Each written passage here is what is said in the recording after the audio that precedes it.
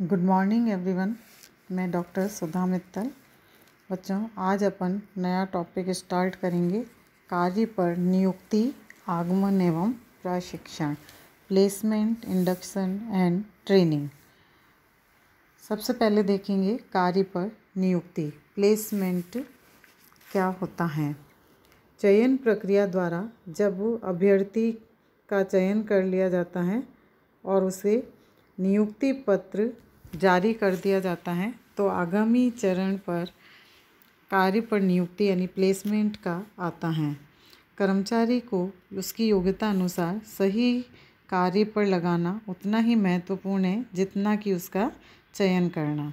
तो इस प्रकार नवनियुक्त कर्मचारी की कार्य पर नियुक्ति ठीक तरह से होने के कारण कर्मचारी आवर्तन, अनुपस्थिति, दुर्घटना दरों, संसाधनों के अपव्यय आदि में कमी आती है तथा उनकी कार्य क्षमता, वफादारी, संतुष्टि एवं मनोबल में वृद्धि होती है।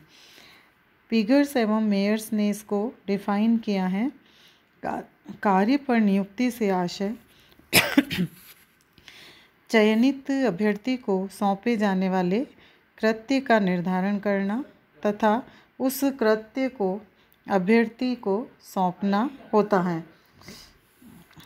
चयन के पश्चात सामान्यतः अभ्यर्थी की नियुक्ति 1 वर्ष अथवा 6 माह के लिए परिवीक्षा प्रोबेशन पर की जाती है और परिवीक्षा अवधि में कार्य संतोषप्रद होने पर नियुक्ति को स्थायी कर दिया जाता है। अगर कोई अपवादजनक परिस्थिति है तो उसमें ही एक बार नियुक्त कर्मचारी को कार्य से हटाया जाता है, अन्यथा उस अभ्यर्थी को नियुक्त कर दिया जाता है, उसको प्लेसमेंट दे दिया जाता है। इसके बाद आता है आगमन, इंडक्शन। आगमन का आशय कर्मचारी की कार्य पर नियुक्ति के पश्चात नवनियुक्त कर्मचारी का आगमन अथवा उसका प्रवेश कार्य एवं सहकर्मियों से परिचय कराने की दृष्टि से अत्यंत आवश्यक होता है। नियुक्ति पश्चात कर्मचारी के मन पर पड़ने वाला प्रथम प्रभाव चिरस्थायी होता है।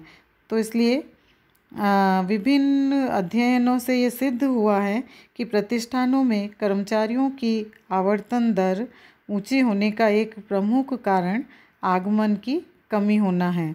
नवनियुक्त कर्मचारी अपने कृत्य का दायित्व भली प्रकार से उसी समय निभा सकता है जब उसे कार्य तथा जिस विभाग से संबंधित है के संबंध में पूरी जानकारी प्रदान की जाए। तो यह जानकारी या परिचय ही आगमन कहलाता है।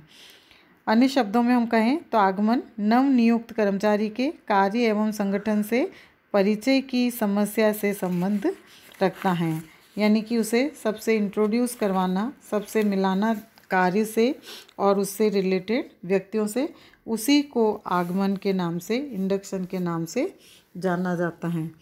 अब इसके बाद हम देखते हैं आगमन के उद्देश्य एवं आवश्यकता, purpose and need for induction. आगमन कार्यक्रम का उद्देश्य नए कर्मचारियों के संगठन में के प्रति एकात्मकता की भावना उत्पन्न करता है। इस उद्देश्य की पूर्ति हेतु उन्हें उपक्रम की रीति नीति, इतिहास, उद्देश्य, उत्पादन, प्रबंध, प्रतिष्ठान की बाजार में स्थिति आदि से संबंधित सूचना प्रदान की जाती हैं। सोच समझकर चलाए जाने वाले आगमन कार्यक्रमों के द्वारा कर्मचारियों में उपक्रम के प्रति अनुकूल प्रतिक्रिया उत्पन्न करने में काफ़ी सहायता मिलती हैं। तो आगमन कार्यक्रम कर्मचारियों के मनोबल में वृद्धि करते हैं, आवर्तन दर को घटाने में सहायक सिद्ध होते हैं और भ्रमों या शंकाओं का निराकरण करते हैं। यानी अगर किसी प्रकार का कोई संदेह है, भ्रम है, तो वो उसका भी निराकरण उसको दूर करते हैं तथा समय एवं धन के अपव्यय को रोकते हैं, उन्हें बचाते हैं।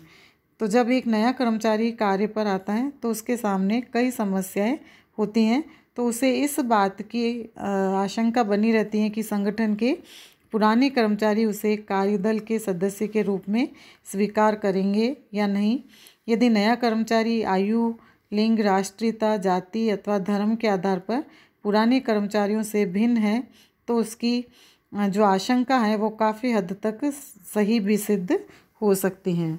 तो इसलिए उन व्यक्तियों के लिए तो पुराने कर्मचारियों के साथ एडजस्टमेंट एक वास्तविक समस्या बन जाती हैं जो एकांतिक जीवन व्यतीत करते हो और सामान्यतः समाज में घुलने मिलने के आदि ना हो।